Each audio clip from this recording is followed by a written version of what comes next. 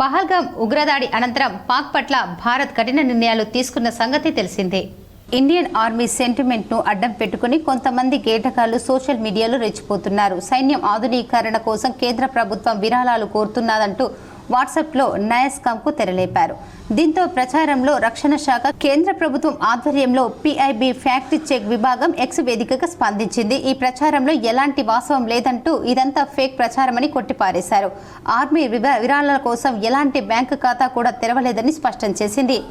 బాలీవుడ్ నటుడు అక్షయ్ కుమార్ సూచన మేరకు కేంద్రంలోని నరేంద్ర మోడీ ప్రభుత్వం ఇండియన్ ఆర్మీ మెటర్నైజేషన్ కోసం దేశ ప్రజల నుండి విరాళాలు కోరుతుందని, రోజు రోజుకు ₹1 మాత్రమే, అది కూడా భారత సైన్యం కోసం, యుద్ధంలో గాయపడిన లేదా అమరులైన సైనికుల కోసం ఒక బ్యాంకు ఖాతాను తెరిచింది.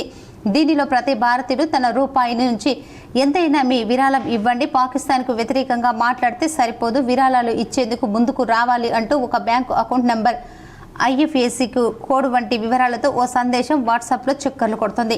దీనిపై స్పందించిన రక్షణ శాఖ ఆర్మీ కోసం ఎలాంటి బ్యాంకు ఖాతా కూడా తెరవలేదని స్పష్టం చేసింది.